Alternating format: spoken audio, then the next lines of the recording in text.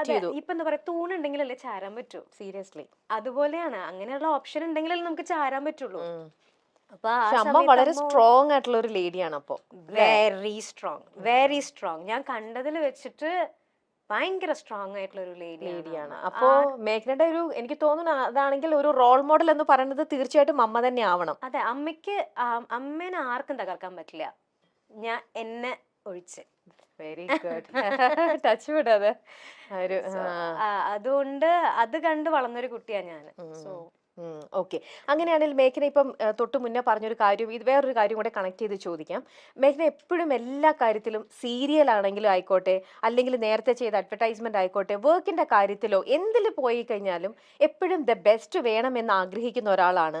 എന്ത് ചൂസ് ചെയ്താലും മേഘനയുടെ, ഓരോരുത്തരുടെ ഇഷ്ടം ഓരോന്നാണ്, പക്ഷെ മേഘനയുടെ ഇഷ്ടത്തിന് പറ്റിയ ഏറ്റവും ബെസ്റ്റ് എന്ന് മേഘനയ്ക്ക് തോന്നുന്നത് പോയിട്ട് എപ്പോഴും പിക്ക് ചെയ്യാൻ ആഗ്രഹിക്കുന്ന ഒരാളെന്നാണ് എനിക്ക് മനസ്സിലായത്. പക്ഷെ നമ്മുടെ ലൈഫിൽ എവിടേക്കോ നമ്മൾ പിക്ക് ചെയ്യുമ്പോൾ ചില കാര്യങ്ങളിലെല്ലാം തെറ്റ് പറ്റിയേക്കാം.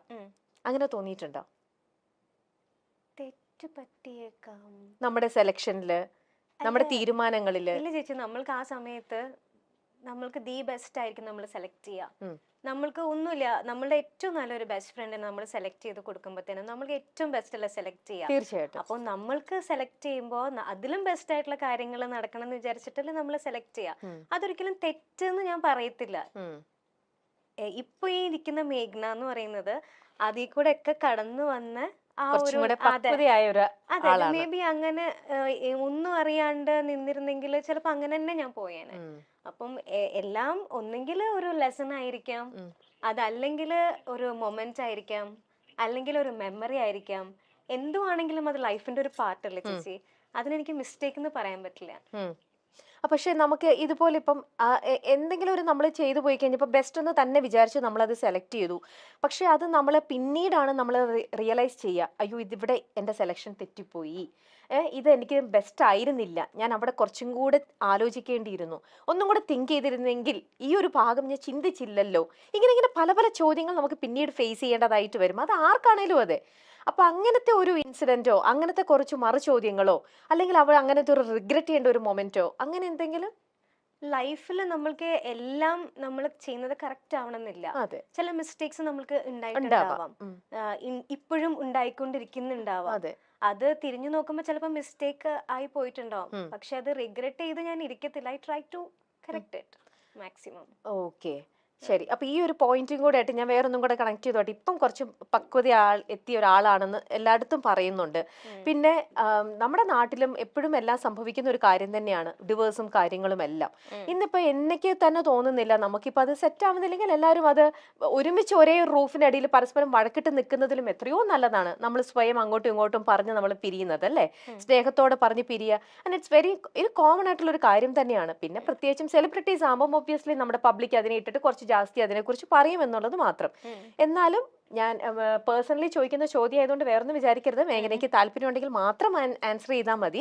വേറെ ഇന്റർവ്യൂസിലൊന്നും കണ്ടിട്ടുമില്ല, അതുകൊണ്ട് ഞാൻ ചോദിക്കുകയാണ്.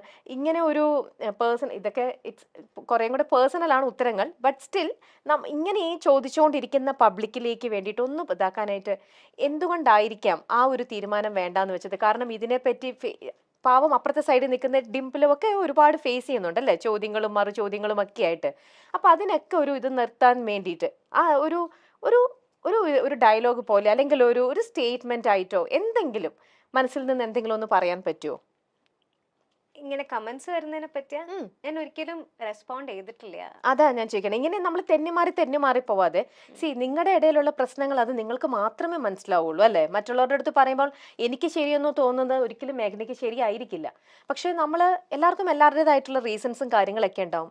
പക്ഷെ ബീങ് എ സെലിബ്രിറ്റി, നിങ്ങൾ ഇങ്ങനെ ഒരുപാട് ഇങ്ങനെ ഓരോരോ ആൾക്കാരുടെ നിൽക്കുമ്പോൾ നമുക്കത് വാലിഡ് ആയിട്ടുള്ള ഒരു റീസൺ പറഞ്ഞ് നമുക്ക് എപ്പോഴും തെന്നി മാറണ്ടല്ലോ. നമുക്ക് കറക്റ്റ് ആയിട്ടുള്ള ഒരു ഇത് പറയുമ്പോൾ നമുക്കൊരു ഫുൾ സ്റ്റോപ്പ് ഇടാനായിട്ട് എന്തെങ്കിലും ഒരു സ്റ്റേറ്റ്മെന്റ് ആയിട്ട് എന്തെങ്കിലും അങ്ങനെ പറയാൻ പറ്റുമെങ്കിൽ മാത്രം. ഞാൻ നിർബന്ധിക്കുന്നില്ല, it's all up to you. ഞാൻ ഇതുവരെ റെസ്പോണ്ട് ചെയ്തിട്ടില്ല ചേച്ചി. എപ്പോഴും ഒരു എനിക്ക് മനസ്സിലായിട്ടുള്ള കാര്യം എന്താന്ന് വെച്ചാൽ, ഈ ഇതുപോലെയുള്ള ഡിപ്രഷൻ ടൈമിലും ഇതുപോലെ ഞാൻ പറഞ്ഞ ഭയങ്കര ഷോക്കായിരുന്നു എന്നുള്ളത്. ആ സമയത്തായാലും ഞാൻ പലരോടും ഞാൻ എൻ്റെ പ്രശ്നങ്ങൾ ഷെയർ ചെയ്തിട്ടുണ്ടെങ്കിലും എനിക്ക് കുറേ നാൾ കഴിഞ്ഞിട്ടാണ് എനിക്ക് മനസ്സിലായത്, മറ്റുള്ളവർക്ക് നമ്മൾക്കാണ് അത് ഫീലിങ്സ്. മറ്റുള്ളവർക്ക് അത് ഒരു കഥ മാത്രമാണ്. അതെ. ഓക്കെ, ഉം. നമ്മൾ ജീവിച്ചു തീർത്തത് ഒவ்வொരു സെക്കൻഡും എങ്ങനെയായിരുന്നു എന്നുള്ളത് നമുക്കല്ലേ അറിയുള്ളൂ. ഉം. അത് ഒരു 10 മിനിറ്റ് കൊണ്ടോ 5 മിനിറ്റ് കൊണ്ടോ നമ്മൾക്ക് എക്സ്പ്ലെയിൻ ചെയ്യാൻ പറ്റില്ല. ഉം. ഇൻ കേസ് അത് എക്സ്പ്ലെയിൻ ചെയ്താൽ പോലും അതൊരു 10% പോലും അത് മനസ്സിലാവില്ല. ഉം. ഞാൻ പറയുന്നത് എന്താന്ന് മനസ്സിലാവില്ല. ഉം. Okay, so I decide not to respond. Okay okay, it's all your decision finally അല്ലേ? ശരി, ഇപ്പോ കൂടെ നമ്മുടെ പോകുന്ന ഒരാള്, അത് മമ്മി ആയിക്കോട്ടെ, ഇപ്പൊ കൂടെ പോകുമ്പം അല്ലെങ്കിൽ പിന്നെ മാത്രല്ല ചേച്ചി, ഇതിപ്പോ ഞാൻ ശരി ഞാൻ ശരി താൻ ശരി ഞാൻ ശരി, വാട്ട് ദ പോയിന്റ്? ആ ഓക്കെ, നമ്മൾക്ക് എന്താണോ വിധിച്ചിട്ടുണ്ടായിരുന്നത്, ഇറ്റ്സ് ഓൾ ഹാപ്പൻഡ്.